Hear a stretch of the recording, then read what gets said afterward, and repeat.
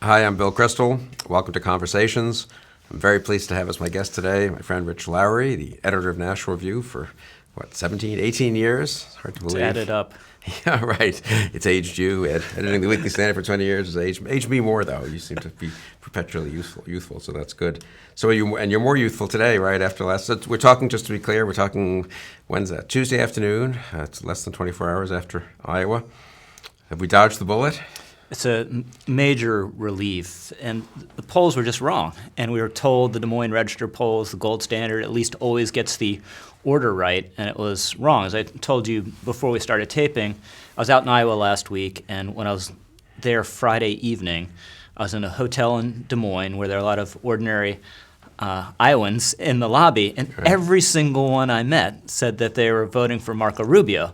So I thought, this was great repertorial footwork on my part, and I've discovered this Rubio surge, and then the Des Moines Register poll came out and showed no surge whatsoever. So I'd kind of discounted it and was preparing for the worst in Iowa. I do think people are premature in writing Donald Trump's obituary. He was never a natural fit for Iowa, even though it was an embarrassing loss for him, and he could have slipped into third if it had been held a day later. He lines up much better in New Hampshire, where he may still be a very potent force. So the special issue of National Review, which I was pleased to contribute a few words to, against Trump remains relevant and important in your eyes. Well, I mean, let's go back to the beginning. Sure. Why against Trump? Why? I mean, there are 10 people running, and he's the one you single out for sort of what some critics call excommunication or a pretty big assault. Well, he seemed a unique threat and seemed to have really the potential, still potentially does, of distorting conservatism. And whenever National Review makes a big statement in the post-Buckley era, you'll hear people say, well, Buckley never would have done that or he wouldn't have supported that. And a lot of times we just don't really know because, as you know, Bill had such an idiosyncratic mind. But in opposition to Donald Trump, I'm absolutely convinced he would be there with us because National Review has always stood up against this kind of crude populism. And there have been various iterations of it, obviously, across the decades, from George Wallace to Pat Buchanan to Ross Perot. And I actually went back and looked at Buckley columns that he wrote after a firing line exchange with George Wallace. And this was part of the Buckley industry, right? You'd have a TV interview and then you'd write a couple columns off of it. But it's fascinating because it opened with Bill saying to George Wallace, well, what do you make of the fact that 200 prominent conservatives in human events say you're not a conservative and you're not worthy of conservative support? And it seems so apt to this moment because George Wallace says, I don't know any prominent conservatives. I don't care about prominent conservatives. I just go straight to the people. And they went back and forth with Bill hitting Wallace on his statism. And then at the end, one of Wallace's clinching arguments was, you know what, Buckley, I won the television poll at WIIT TV in Pittsburgh. Shows I'm much more popular than any politician in America, which is obviously, that's been Trump's rejoinder to almost everything, is that he's leading in the polls. And I guess that's just the nature of the beast in the terms of Trump. But I've been surprised at how many Trump supporters and just pundits and analysts who've been mesmerized by the polls. A lot of the blowback when we did this, the pushback was like, can't you read the polls? This is futile. He's at 30%. Everyone should just surrender.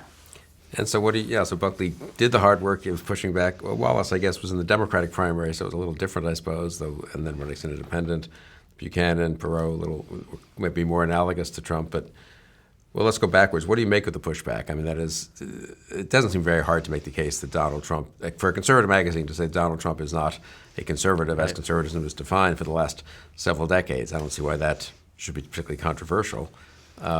Were you surprised that it was as controversial as it was? Yeah, I think a big element of it came when he was still on the ascendancy. And if we had published this week, it probably wouldn't have generated the kind of reaction it did. And it's very notable that in all the commentary generated by it, no one has actually written any argument that I've come across that says, no, you're actually wrong, this guy is a conservative. I think the critique that has some force is we need his people in the party. And that's something I think both of us agree on, and the editors of National Review agree on. So we don't want him to be nominated, but we think it would also be a really unfortunate result if he's defeated and then everyone goes on as if nothing has happened and doesn't learn anything from this episode. So what's happened? What should we learn? I guess that is a big question. Well, one, immigration needs to be taken really seriously. And on that, National Review's been a critic of a more open borders, Wall Street Journal type conservatism for a long, long time. You know. And it's not just illegal immigration. Trump, and sort of fitfully, because he's not really very serious or consistent almost on any policy question, but has also pointed to the downside consequences of legal immigration and continued low-skilled immigration and the economic effect it has in the country.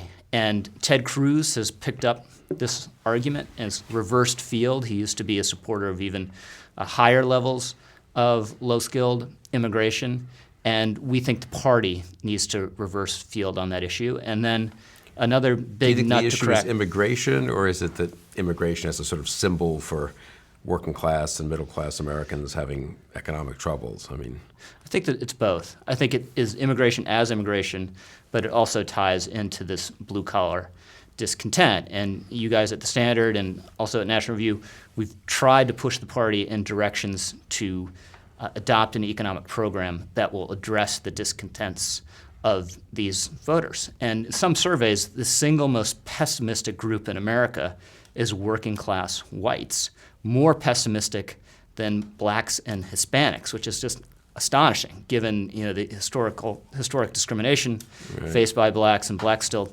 lag in all these socioeconomic indicators, but it's working class whites that feel the most pessimistic about the American dream, and clearly Trump is tapping into something there that shouldn't be ignored. And conservatives, you think, can have or do have an agenda for those people? I mean, they're developing one, but I think one of the big questions that's open this year is, okay, we have tax credits for working families.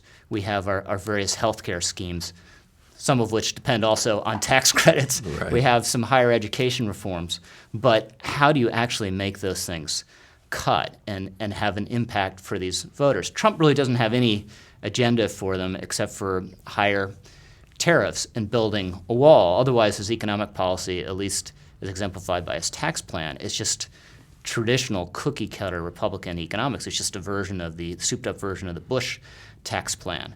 But how do you, how much of the Trump phenomenon is just affect, and does it matter that you have an agenda? And if you do you need to adopt something of Trump's rough edge to actually cut through to these voters? I don't know. I mean, do you think how much of it is, I guess, is a substantive challenge to conservatism to think about policies? How much of it is a question of tone and presentation and so forth? I mean, are we at is there a genuine crisis of conservative policy, do you think, to some degree? I mean, it's Trump just sort of seems to be outside policy to some extent, right? And so it seems to be the affect and manner of communicating are very important. And I've just noticed Rubio on this stuff, he's trying to pick up some of what Trump and Cruz have been tapping into. But it's a little awkward because he has such an optimistic, uplifting message. And when he first adopted this kind of harsher tone, I think it was 2 debates ago, and he got a lot of criticism because he didn't sound like Marco Rubio. And I think the problem at the moment is Rubio's the hope and change candidate, and it's clear that Republicans certainly want the change, but at least some segment of Republicans don't want the hope. Right. Or they don't think the hope is credible. I think Right. they do think it seems like hollow, happy talk. I'm struck by that. We also got internalized the notion that Reagan was such a happy warrior and so upbeat, but in a way that doesn't feel real. It doesn't seem to. Trump does seem to have more of a sense that we have a real problem out there and we need to really change things. Right, and real urgency about it. Steve Bannon of Breitbart News produced a documentary about Reagan in the Cold War, and he deliberately didn't have Reagan in any of the clips smiling at all. And it was sort of an over-adjustment, of course, because there's that sunny element of Reagan, but it also just got to the urgency and determination and righteousness that he felt. And you look at the entrance polls in Iowa, people who want someone who tells it like it is and is really going to shake up things in Washington, they're with Trump. And the challenge for Cruz and Rubio is to pick up some of that urgency in their own messaging, which Cruz, to a large extent, has. And I know people are annoyed by Cruz's flexibility on some of these things, but in his candidacy, he's kind of doing right what you would want a party to do when it has new potential supporters coming in. You want to find a way to accommodate them and bring them in the tent while you're not giving up the store on any of your core principles. And I think that's what Cruz has effectively been able to do so far. So you sound to me a little more optimistic than certainly before Iowa, and certainly the tone of the symposium, which I think was, and I was too, kind of alarmed both about the phenomenon of Trump and about the receptivity to Trump among a lot of conservative, not just voters, but conservative elites too, writers, talk radio, some politicians even. I mean, do you think that remains sort of a worrisome thing, or was it just kind of a one-off weird moment? And assuming, and of course, as you say, it's not the other thing we should talk about. It's not over, right? Trump could win New Hampshire, and then we're still dealing with the phenomenon. Right. Well, I think it's still worrisome. It two levels of worry, right? A lot of our voters don't seem to have a particularly firm devotion to our ideas as we understand them. And two, a lot of conservative opinion leaders turn out maybe to be a little less conservative than we would have thought. Now, maybe that now the Trump phenomenon is ebbing, but New Hampshire looms, and as a more secular, a more moderate state where independents usually play a big role in the primaries, he has a chance to recover there. And if you just look at the entrance polls in Iowa, you can see Cruz, how fairly cleanly Cruz, Rubio, and Trump divide up the Republican electorate into thirds. Well, yeah, let's talk about that a little more, since that's interesting going ahead. So how does that, let's assume, I guess, what I think is probably likely, that the lesser candidates fall off and we end up either in New Hampshire itself or maybe in South Carolina, or maybe March 1st in basically a three-way race. Is that what are the thirds? How would you characterize them? Well, so first of all, there's the ideological split, and the polling usually asked very conservative, somewhat conservative, moderate. Cruz won the very conservatives, Rubio won the somewhat conservatives, and Trump won the moderates. Then you look at the characteristics. Cruz does very well, obviously, among evangelicals, does very well among voters whose top concern is, does he share my values? Trump does very well among voters who top concern, tell it like it is, and you're going to change Washington, and no experience, political experience doesn't mean anything to me, and I want someone outside of politics. The problem he has, that's only the people who, in Iowa at least, who wanted someone without political experience. It was about half the electorate, and he did really well. But among people who care about experience, he was just totally wiped out.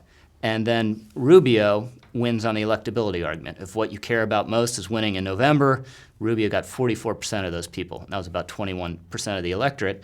And then has the, this is clearly going to be his message going forward, I'm the conservative who can win and unite the conservative movement. And the data seems to back that, because he has the most consistent ideological support kind of across the board among all ideological groupings, among various ages, et cetera. So, so Rubio will be kind of the more pragmatic-oriented conservative. And people who really want change, they're either with Trump or Cruz, not so much with Rubio. And what's interesting, you and I think we've talked about this a lot over the last few months, the failure of the other candidates to adapt to Trump as much as one might have hoped and expected they would, take in the good parts and leave aside other parts. Right. It sounds like you feel that is happening with the Cruz and Rubio in their different ways are doing that, and that makes you pretty optimistic that the sort of, maybe we have seen peak Trump, even if he'll win some primaries probably, but that's sort of the real snowball, the real momentum, the real sense of this is a phenomenon. I wonder if that has been, one thinks maybe it's been punctured by Iowa. I certainly have said over and over that losing would make a huge difference, but I don't know. Of course, he surprised us so many times. Maybe he'll come back and win New Hampshire, and suddenly we're back where we were 2 weeks ago. Yeah, I've made it a cardinal rule never to predict peak Trump ever again. But the danger of him winning in Iowa, obviously, was that he could go 2 for 2. And then you have a steamroller. And there doesn't seem as though there's going to be a steamroller. Right. But there could still be a very viable candidacy there. And no one had won Iowa and New Hampshire both, I think, since Gerald Ford in '76, who was a sitting president. He won Iowa by 1 point, I think won New Hampshire very narrowly as well. Right. So if Trump had managed to win Iowa and then win 20 points in New Hampshire, that would have been truly extraordinary. And as even the potential of that was a testament to how he scrambled the usual coalition. And Ron Brownstein's written very acutely about this. Usually you have the candidate who dominates the evangelicals. It's Huckabee, it's Santorum. It should have been Cruz this time, who won a lot of them, but Trump still won a lot of them. And if you slice it by education, that's where you see Trump able to make inroads in that constituency. Cruz is winning the college-educated evangelicals, and Trump is winning the evangelicals without a college degree. And that's just sort of a different way of slicing the Republican electorate than we've seen in the past. Yeah. I guess what struck me so much was also here we had the Tea Party, which I think we were pretty favorable to, and its core was a rejection of progressivism in a good way, I think, and an appeal to the Constitution, which I think was a way of tying together a lot of different groups in the conservative tent. Libertarians, they have slightly different versions of the Constitution and constitutional law, traditionalists, libertarians, populists who don't want the courts running everything, but actually you can all come together against kind of liberal imperial judiciary. Trump never, what most spooked me, I guess, was that Trump was the opposite of that. He had no interest in the Constitution or constitutional forms or the things that I think is what conservatism kind of stands for against progressivism. And the extent of his appeal does make one wonder just, how deep the conservative roots are in some elements of the public that have been voting mostly conservative. Right. But yeah, he's definitely an aconstitutional, at the least, an aconstitutional candidate. And the rise of Trump kind of makes it astonishing that this anti-establishment feeling within the Republican Party was so long tethered to ideological purity. If you had told me that some of the same people who hated the establishment with a complete passion would now be on board or semi-on board the Trump phenomenon, a guy who's basically a moderate deal maker, right. I never would have believed it. I never would have believed it possible. And I think part of what has gone on is the anti-establishment feeling has taken on a logic and a force of its own, where it was conservatives have always been anti-establishment, right? Going back to the famous Buckley quote about the Boston phone book, because the elite institutions all hate us. Right. But it's always been tethered to ideological goals. And what Trump has risked doing is severing the connection between the populism and the ideological goals. And there have been a lot of people who have been willing or much more willing to go along with that and much more friendly than you would have expected. And why do you think, again, for the elites, I was struck by that too. Do you think just losing 2 elections in a row, losing 5 out of 6 the popular votes since '92, a sense of desperation? We just can't win with old-fashioned conservatism or even traditional conservative Republicans, perhaps, and we just need to kind of embrace this thing, even though we know at some level it's a little worrisome. Is there some of that, do you think? Or yeah, I think all of the above, and it's very striking, right, that this political moment in the party feels so different than 1999, when you had the rise of George W. Bush, this irenic, compassionate conservative. Right. And I think that moment was created by the fact that Bill Clinton accommodated the right, and we had great disdain for him in the late 90s for other ethical and personal reasons, but he basically accommodated the rise of congressional Republicans. And with the implosion of Newt, there was a sense that the congressional Republicans had overreached. Well, now you had Obama, who didn't adjust at all to the rise of a congressional majority, in fact, went further left and governed unilaterally, which angered people greatly. And then there's this tremendous sense, some fairly, some not, that Congress and the Republican majority have underreached. And I think that's really put this kind of high-octane burner under the anti-establishment feeling that was already there among some conservatives. Yeah, I think no Obama, no Trump, right? I mean, both the degree to which he got away with so many of these things, and then the sense that the Republicans were incapable or unwilling to fight him effectively, and then the sense that we need something different. I mean, that's always dangerous, I guess, in politics, like in life. You can be unhappy with the people who are on your side who are supposed to be handling certain things, but if you throw them overboard and just flail around for something that looks good, you can really be in deeper trouble, I suppose. Yeah. And I think that was one reason that a lot of people misread what was happening in the last week in Iowa, because everyone had just been so beaten down and conditioned to think that whatever Trump did was going to work. So, of course, he can skip the last debate and the only debate in Iowa, and he can call an accomplished female journalist basically a bimbo and brag about how he can shoot people on Fifth Avenue and get away with it, which is why National Review staff is steering clear of Fifth Avenue. That's very good, right. Whereas normally you guys hang out conservative elitists in the highest, the most posh places on Fifth Avenue, I know, right? And it turns out all those things hurt him, or at least some of them must have, because the late break was completely against him.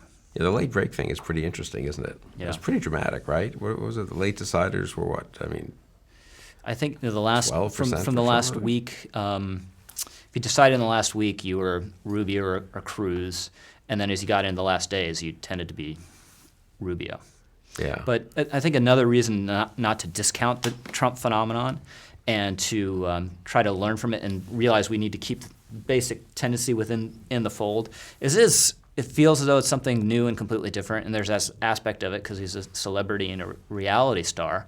But I went back a couple months ago and read this wonderful essay by Walter Russell Mead in the Old National Interest about Jacksonianism. Right. And Trump is just a classic Jacksonian populist. So this is a tendency that's existed in America going back centuries. You know, they hate the elites, they distrust career politicians, they think we're being sold out to foreign influence. They don't care about the details of policy. They kind of think they're simple and clear solutions to things. They're non-interventionists, but when they are, you know, they're going to kill terrorist families and bomb the S out of people. All that is just a ingrained part of the American character, and conservatism is stronger when it includes that as part of its arsenal, but it can't be it in its entirety, obviously. I mean, I was relatively relaxed about Trump for that reason. I thought, you know, it's just a myth among conservatives that somehow, you know, 51% of the country is going to be ideologically conservative. That's just not the way the world works. Right. 51% of the country is not ideologically anything ever, really. And therefore, they're going to have various inclinations and beliefs. And one of the big traditional American inclinations is a kind of Jacksonian populism. And conservatism can be successful when it absorbs it, and I thought Trump was just an absorbable thing. Now, I underestimated his staying power, though, as a personal, as a phenomenon, as a political, you know, poll leader, if not vote getter yet, and that is dangerous. And I think I found it hard to explain to people why I'm so alarmed that Trump could actually be the nominee on the one hand, why I think that's so unsuitable and dangerous, and I would have real difficulty even supporting him. On the one hand, but that I'm not entirely averse to aspects of Trumpism on the other. I mean, that I think is a tricky thing to explain, though, in politics. Yeah, I think I've felt pulled in the same direction where I'm quite anti-Trump, but on a lot of things I'm anti-Trump. Right. So you end up being a little nuanced and pulled in two directions. But the key, obviously, is to be able to sort of absorb those instincts and educate them and channel them and moderate them where necessary. Some of them don't need to be moderated, probably, but they need to be, I think, pushed in a more constitutional direction, at least at home, and probably in a more enlightened direction abroad. It's one thing to say we lose too many wars. It's another thing to say, you know, we should be friends with Putin or something because he seems like a tough guy.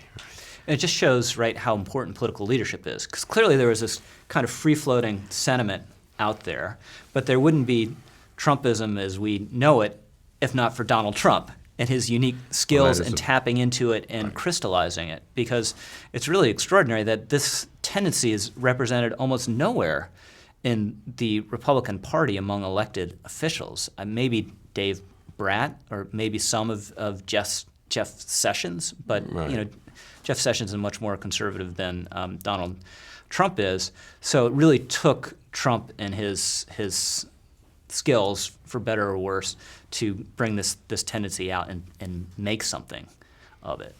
I guess that's, if it's an anti-establishment, anti-incumbent tendency, I guess the person outside politics has a certain natural ability to do that. And, you know, Buchanan had never held elective office. Ross Perot never held elective office.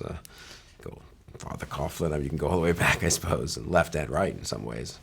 I find people like that. Yeah, and that's he's quite good at this at a certain level. If you look at the Muslim immigration ban, although it's completely implausible, a plurality or majority of Republicans, at least at first blush, agreed with it. So he reads that statement at that press conference. The world explodes. He dominates media coverage on it, at least for the next 3 or 4 days.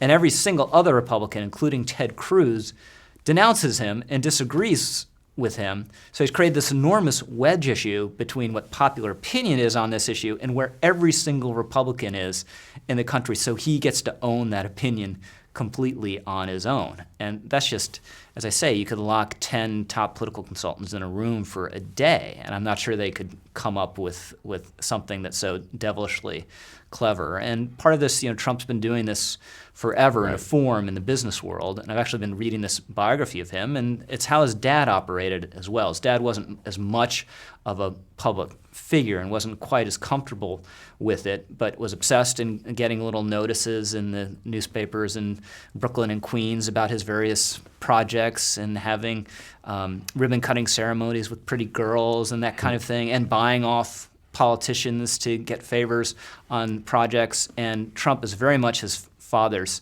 son and just took that model and made it work on a much bigger scale. And I think the reality show gave him a huge understanding of TV and the drama of TV and how to milk that and play that, don't you think? I mean, yeah, absolutely. And then there's so much to be said, unfortunately, in life for being shameless and just communicating confidence no matter what. If you look back to that CNBC debate when Becky Quick asked him about something he said about Mark Zuckerberg in his written immigration plan, Trump said, I don't know what you're talking about. I never said that. And she didn't know her brief very well. I was like, okay, I apologize. I shouldn't have said anything. And then they got a commercial break, and of course it's there in his written plan, which he has no idea because someone else wrote it, and I doubt he's even read it. Right. And most of us and most candidates, if they were up on the stage and had been so embarrassed like that, the serotonin levels would drop and you'd want to slink off the stage and you'd be humiliated forevermore. And Donald Trump, it didn't affect him one bit. He just keeps bulldogging through. Couldn't one say, you're pretty cheerful today because of yesterday's results, and I am too, but if one wanted to be pessimistic, one could say, look, here we thought we had a vigorous conservative movement, good journals of opinion, think tanks, and all this. This fraud can come along, kind of a con man, and almost win and be second in Iowa, may well win New Hampshire, a serious candidate for the Republican presidential nomination in a year where, there were a ton of well-qualified by conventional lights and quite conservative candidates, not just Rubio and Cruz who are still in it, but people from Rick Perry to Scott Walker and all, they all get blown out. Isn't that a little worrisome, A? And then B, and these are two separate questions, but you can answer both. What about Bernie Sanders? I mean, we can make fun of the Democratic Party and the liberals for having huge problems on their side, but the fact that he must have gotten, I was looking at the numbers, he got some unbelievable percentage of the younger voters on the Democratic side, but he must have gotten as a total percentage of the younger voters in Iowa, since I think the Democratic and Republican turnout are about similar. Certainly more young people voted for Bernie Sanders than for any other candidate by, I'm going to say, by better than 2-1 probably, maybe 3 or 4-1 when you think about it, right? That's kind of bad for us, right? I mean, so, why are all these 25-year-olds, thinking that socialism is the way for the future? Isn't that something we should have been able to disabuse them of over the last bunch of years? Yeah, what have we been doing? Yeah, I mean, I know. Well, the Trump thing is obviously worrisome. I think it's understandable and explainable in a lot of ways, which we've discussed. And just performance is very important in politics. And Scott Walker, although a very honorable man and a very accomplished record in Wisconsin, the performance level wasn't there. Jeb Bush, who had an awesome record in Florida, is just not a good performer as these guys. And it's very telling that what appears to be the top 3 candidates at the moment, I think objectively, are the best performers that's a very good point. in the field. Yeah. And Bernie, what the entrance polls said among voters under 29, 84%? And so that's of the Democrats. Yeah.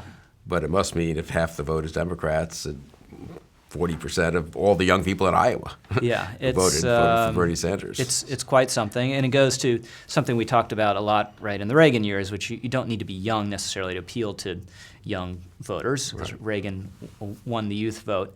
But Sanders just has this passionate sincerity, and although I, of course, reject all of his programs, there's something endearing about it. I mean, we talk about their establishment on the Republican side, but this is one man against a machine that's completely arrayed against him, and not just the Clintons. Every single apparatus and interest group in the Democratic Party is against this guy, and he came within 0.2% of beating her in Iowa, which just goes to her extraordinary weakness. You can understand losing to a once-in-a-generation political talent in 2008. What is the excuse to almost losing to the 74-year-old socialist Bernie Sanders? I mean, if she is the nominee, she's awfully vulnerable, don't you think? I do. And that's one reason, it's the conventional wisdom that Ted Cruz is unelectable. I don't buy it at all, because she's a very weak candidate. We have economic turbulence, and it's an evenly divided electorate. And so the possibility of a Goldwater-style blowout is not very real. And on top of all that, Ted Cruz has run a really shrewd campaign. And maybe all he can do is primary campaigns, because it's basically what he's been doing since he got into the Senate race 5 years ago, is running in a conservative primary, in effect. But I think it speaks to a level of agility and smarts that will be transferable into a general election. And someone like Cruz, who is so ambitious and has been thinking about this so long, he is going to be very careful, and he's not just going to immolate himself in a general election. Well, let's talk about, I think, Cruz and Rubio, since you've followed them closely, and I have too. I think it's interesting. But then I want to come back. Actually, I have one more thought on Trump and Sanders, which I think you raised some interesting questions about. So, yeah, Cruz, I very much agree. I mean, people think he's not like Goldwater. Whatever he is like, I mean, Right. He may have problems and be problematic in certain ways, but he's a very calculating, disciplined person who has thought a lot about how to win both the primary, and it's not like he's a fool and he doesn't understand general elections are different. How he does pivots, whether it's like Nixon, that's a different question. But I don't. I think he's not likely to just blindly keep driving the car, down some road that's going nowhere. He may not adjust correctly. He may not be able to pull it off because he's got other liabilities as a politician. But I thought that speech last night was kind of interesting in Iowa by Cruz. Everyone panned it and didn't like it, but I thought you could see in it. And it's one of the few times I've actually watched one of these speeches through. I mean, I didn't watch all of them. They finally cut away from it at 32 minutes. It was kind of everyone. The conventional wisdom it went too long. It was a foolish use of a missed opportunity to give a concise 10 or 15 minute speech. But I thought he was clearly thinking about how to humanize himself, as they say. Mm-hmm. And he explicitly, did you see the part where he explicitly said something about, I want Democrats to vote for me in the general election? Yeah. I thought that was like almost pivoting to the general election message after the very first primary, knowing that he needs to have a general election message to convince Republicans that he's electable in the next few primaries. Right, yeah.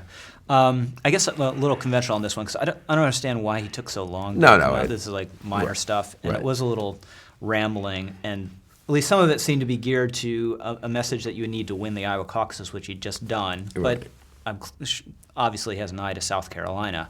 But this is a guy who everything he does is thought through. And that's one reason some people don't like him, because they can consider him too careful and calculating. But discipline is part of the name of the game. And a lack of discipline is one of the things that probably undid Trump in Iowa. It feels very refreshing, and it's new and it's entertaining until you step in it, and then you've thrown away a year worth of effort, and that's the kind of mistake.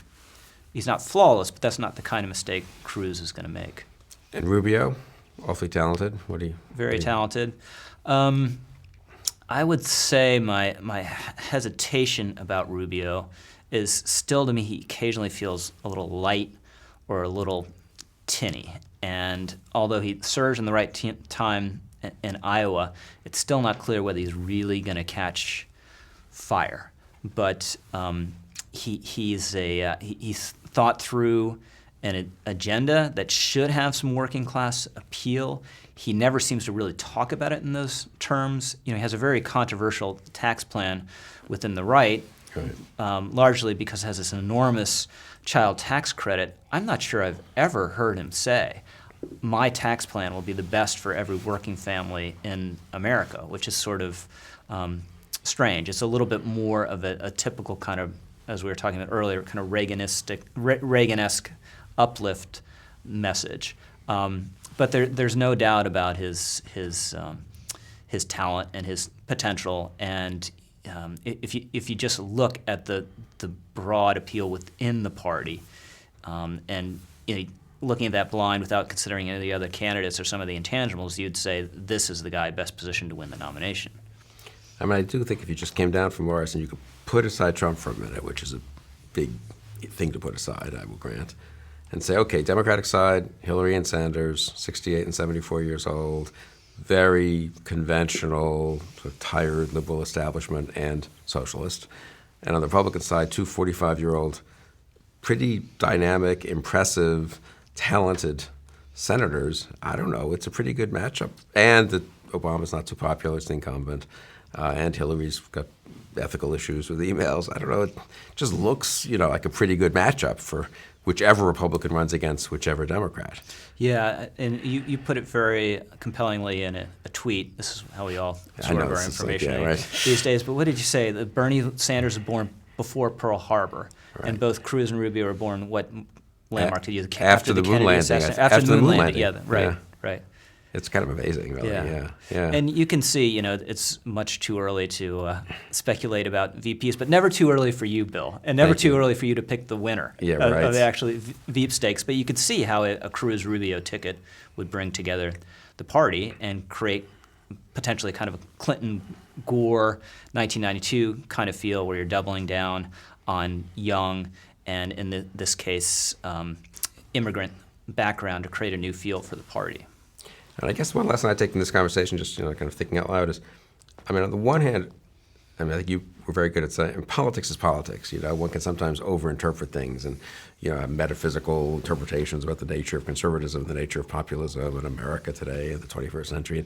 And sometimes it's, Trump hit the right chord at the right moment, is an unusually talented demagogue with 12 years of reality TV experience in a field in which other people kind of bombed out. Maybe they didn't have to, but they just did. Walker, Perry, Bush. Bush helped Trump hugely, I think, don't you think, by the specter of another Clinton-Bush race, which led to that kind of anti-establishment sentiment. So I think that's a very good reminder which is why you have to beat him. You wrote this. We can have all the intellectual arguments you want, but at the end of the day, to deal with a political problem, you need to defeat it politically. Right. It's not political philosophy at that point. Yeah, no, that's absolutely right. And on that front, I guess do you think? You think odds are we've dodged the bullet on Trump? You would bet that he won't be the nominee? Not to put you on the spot. Yeah, I still think there's some significant chance, yeah. And it depends on how well he does in New Hampshire. And then if he can win New Hampshire and win South Carolina, which both of the things are conceivable, then we're staring down the barrel of the. So it remains a political fight. In that respect, on the political side, the donors, the politicians, the public, the advocates need to be fighting, not sighing relief at this point. Right. And what you say about politics and how important timing is. Ted Cruz kind of knew, I think, if he didn't go this time, 4 years, he'd be the establishment. And he had to go now. And if Trump hadn't hit right at this moment, he did. Would he have had this effect if he had run 4 years ago? Well, probably not. Would he have it if he waited?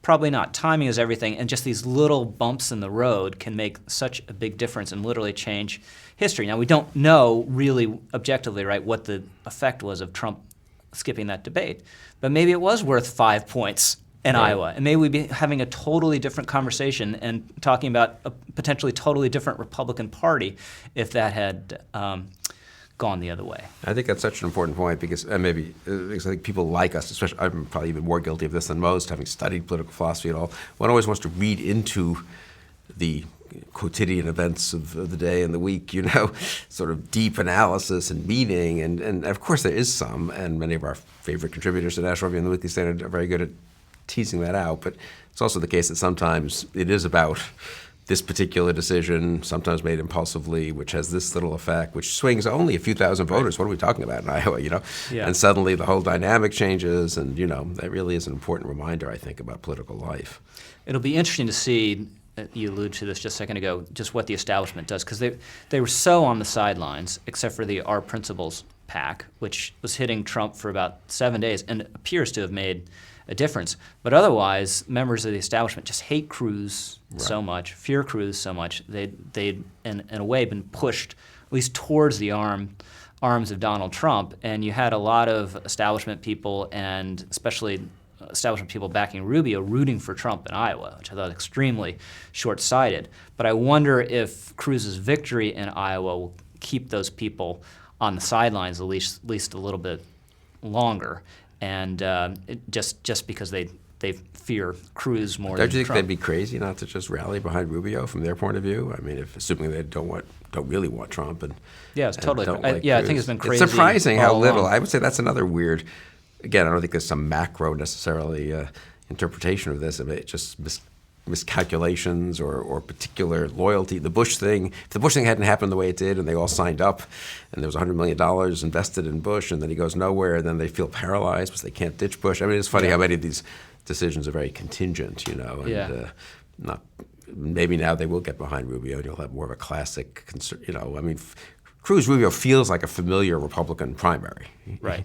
I don't quite, which, it's not clear who wins. It's not clear. It's not quite like the different models one has, whether Romney Santorum or Ford Reagan or Bush Reagan or, but at least it feels like something we've seen before. And Cruz, for all that people talk about him being an anti-establishment, is completely recognizable conservative Republican that you could have, we could have had any time over the last 30 years. But I thought Steve Hayes wrote an excellent piece about Bush and the effect he's had on this race and providing this foil for Donald Trump, and then gathering at the beginning this massive mound of money that's become kind of a political Death Star that's been dumped on Marco Rubio's head. So as of this point in the race, the most establishment, quote-unquote, money has been spent against Marco Rubio, which is just insane. And as of 7 days ago, no one had really tried to put a dent in Donald Trump whatsoever. This guy was going to take over, execute a hostile takeover of the Republican Party with almost no resistance,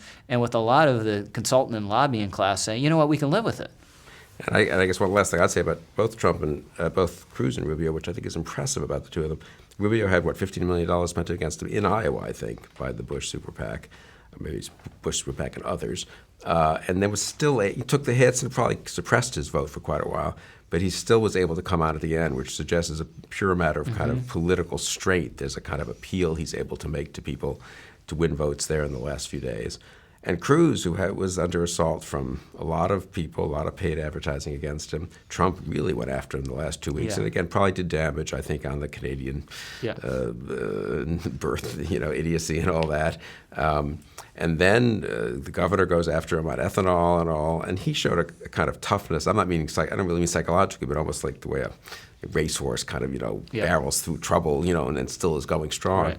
It seems to me those two have shown real political skill. I mean, that is one definition of political skill, is the kind of you take these hits and then you get stalled out a little bit, but then you're sort of able to keep on going. Well, the Bush people thought, and they'll probably deny this now, the reason why they're dumping so much on Rubio in Iowa, they thought they could catch him in Iowa.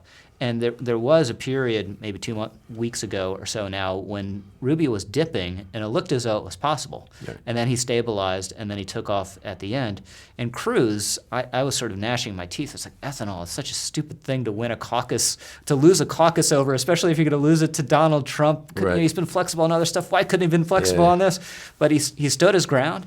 And the incumbent governor was doing all he could to defeat him, and the incumbent governor's lobbyist son. And he, as you say, he battled through it. And it was really impressive. And I guess the final point I'd make is sort of the flip side, the Sanders side. And this is maybe another conversation, a longer conversation about. I think it does show the extent to which, on the one hand, conservatism as a movement, you'd have to say, just going way back to Bill Buckley's founding of National Review in '55, it's a pretty amazingly successful thing. It's really contributed a lot to American politics, to American history, the Cold War, revitalizing of various traditions, constitutionalism and others.